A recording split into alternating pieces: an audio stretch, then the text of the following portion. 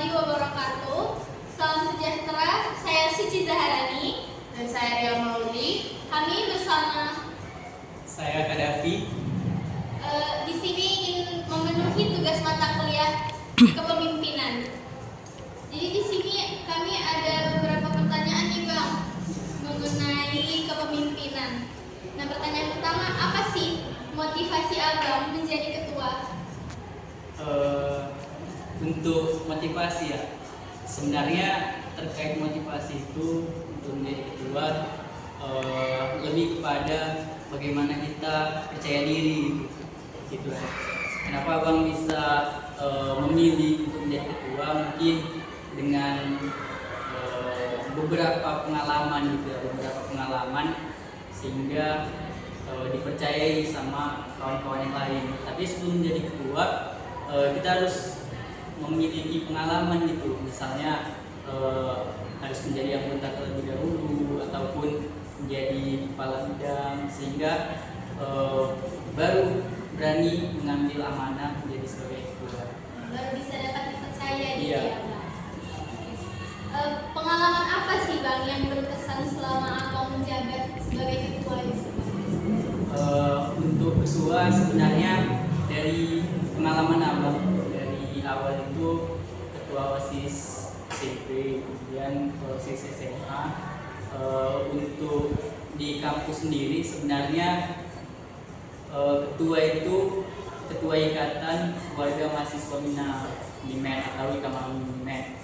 Kalau untuk pengalaman organisasi lainnya seperti HMJ, Abang jadi Kabid Keagamaan, kemudian Kabid Humas, ada 2 periode.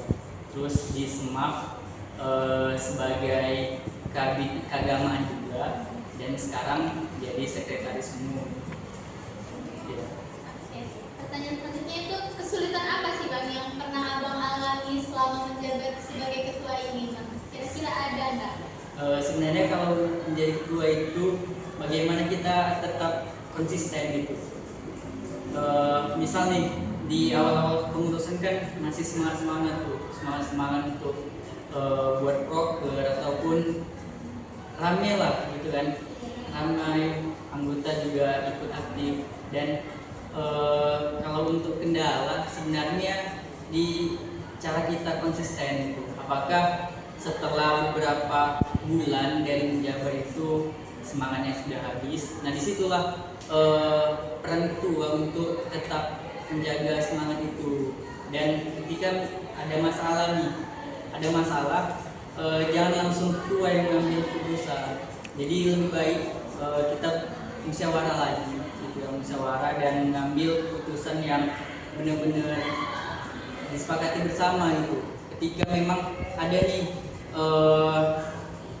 pendapat seimbang gitu. Nah, disitulah peran ketua untuk memutuskan apakah keputusan itu lebih baik mengikuti pendapat yang A atau pendapat yang B. Gitu ya, berarti kuncinya memang musyawarah sama anggota gitu Iya. ya. Oke, baik. Di sini aku ada pertanyaan nih Bang. Bagaimana sih cara Abang di dalam satu organisasi itu kan ada konflik nih di setiap organisasi itu pasti ada konflik.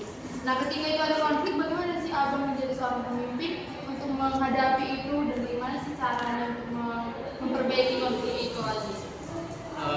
Seperti yang abang bilang tadi, bahwasanya ketika ada masalah itu, misal nih per bidang memiliki kendalanya itu kurang aktif. Biasa kalau organisasi itu paling mentok tuh masalahnya kurang aktif anggota, kemudian pendanaan, ya. Kemudian masih ada kebingungan dari bidang-bidang gitu untuk mengerjakan program kerja. Nah, ketika masalah itu terjadi, tentunya kita harus melakukan musyawarah kembali gitu kan. Misal nih ada permasalahan di bidang informasi gitu ya, media informasi. Nah, kalau cara Abang sebenarnya kumpulkan aja dulu anggota bidang gitu ya, anggota bidang, kabid dan sekbidnya, musyawarah gitu. Ketika sudah dapat permasalahannya, baru abang naikkan lagi ke tingkat keseluruhan keseluruhan gitu. Jadi kalau bisa sebenarnya langsung ke seluruh anggota gitu, tetapi kan lebih bagus kita tanyakan kepada orang-orang yang di bidang tersebut terlebih dahulu. Jika sudah, baru ke semuanya. Nah, disitulah mungkin dari beberapa kawan-kawan dari bidang yang lain memiliki saran gitu. Nah, di situ. Jadi mau gimana pun permasalahannya tetap diutamakan demokrasi itu. Iya, musyawarah. Oke, baik Bang. Sebelum Abang menjadi seorang pemimpin nih kan, pasti ada yang lebih suka dipimpin atau memimpin. Nah, kalau dari Abang sendiri nih, Abang itu lebih suka dipimpin atau memimpin? Ibarat ini ya, ibarat kita di kelas yang kosong nih, kelas yang kosong. Tanpa ada pernak-pernik ataupun aksesoris lah. Tentunya kita ingin mewarnai, bukan diwarnai kan gitu. Jadi ibaratnya itu ya, kalau bisa kita memimpin itu ya, memimpin dalam artian tidak semena-mena ya, bukan semena-mena, bukan karena kita menjadi ketua kita ya sesuka hati untuk membuat keputusan, bukan. Tetapi untuk menjadi ketua kan kita tahu nih apa saja sebenarnya permasalahan dari organisasi itu. Sebenarnya kalau kita sebagai ketua itu memiliki banyak referensi ataupun banyak hal yang mau kita inginkan, anggota pasti akan mendukung. Jadi kalau ditanya mau memimpin atau dipimpin, ya lebih baik memimpin gitu, karena kita harus mewarnai, kalau bisa jangan diwarnai gitu. Tetapi pemimpin itu ya wajiblah menerima penderitaan gitu kan. Jadi sebagaimana misal nih pemimpin memiliki satu roti, kawan-kawan yang lain tuh 20 orang gitu kan, belum makan ya. Atau misalnya gini, ada 19 roti, kan keseluruhan 20 orang. Nah, otomatis kita harus mendahulukan anggota kan. Kemudian ketika kita memiliki permasalahan, kita bukan yang menghadapi gitu. Misalnya ada makanan yang kurang enak gitu, tentunya kita nggak mau terlebih dahulu anggota kita yang merasakan. Jadi kita dulu yang merasakan, baru kita bisa ya setidaknya memberikan saringan kepada yang lain gitu. Itu sih kenapa alasan Abang lebih suka memimpin gitu daripada dipimpin. Oke, baik Bang. Nah, ini ada satu pertanyaan terakhir nih Bang. Kami kan sebagai kakak yang di bawah Abang atau kayak kami mama Bapak ini kan pasti suatu saat nih pengen menjadi seorang pemimpin nih. Nah, coba apa sih Bang motivasi, pendapat atau saran agar kami nantinya menjadi pemimpin ini tidak semena-mena dan harus sabar menghadapi setiap anggotanya. Apa nih saran dari Abang? Sebenarnya dari kita ikut tidak di organisasi, sebenarnya kita udah memang memimpin gitu, memimpin diri sendiri. Jadi di lingkup kecil lah terlebih dahulu gitu, lingkup kecil, jangan dulu kita bahas organisasi gitu, kita di kelas lah gitu, di kelas. Apakah kita sudah bisa beradaptasi dengan seluruh kawan-kawan, atau kita masih memilih gitu, memilih ataupun circle yang pas gitu. Jadi kalau menurut Abang, kita sebagai mahasiswa itu harus pandai beradaptasi gitu kan, membaur. Kalau memang kurang pas gitu, kurang pas dengan kita nih, jangan dijauhi gitu. Ya tetap membaur, tetapi tidak keseluruhan kan gitu. Jadi kalau untuk saran dari Abang, karena di perkuliahan kan kita hanya beberapa persen lah ngambil ilmu dari dosen ataupun dari buku gitu. Selebihnya itu pengalaman. Jadi alangkah lebih baiknya memang dari semester ini ataupun semester depan bisa itu mengikuti organisasi. Apa tuh manfaatnya gitu ya? Manfaatnya dari circle yang ada gitu. Kita kan nggak mungkin terus-terusan di kelas otomatis pasti ada tuh ingin memiliki relasi sama kawan yang lain, beda fakultas dan lain-lain. Dan sebenarnya dari organisasi itu kita mengetahui permasalahan di masyarakat gitu kan. Gimana cara menghadapi beberapa tipe orang kan gitu. Jadi saran abang, abang juga bukan karena abang anak organisasi ya dari SMA ataupun SMP, tapi ketika di semester 1 kita nggak tahu nih, hanya kuliah aja, itu sangat disayangkan gitu. Kalau bisa ya bisalah cari kendaraan gitu ya, kendaraan kalian untuk mencari pengalaman itu. Bebas kendaraannya apa aja, penting kan tujuannya untuk mengambil pengalaman, mau ke keagamaan, ke olahraga ataupun yang lain pun nggak masalah. Yang penting bagi kita itu bermanfaat dan tidak merugikan kita. Mungkin itu aja sih saran dari abang. Tetap semangat lah. Berarti kuliah ini kita tuh berkesempatan untuk mencari relasi yang banyak-banyaknya gitu ya Bang. Oke, baik, itu saja. Terima kasih ya Bang sudah mau diwawancarai. Baik, itu saja. Wassalamualaikum warahmatullahi wabarakatuh.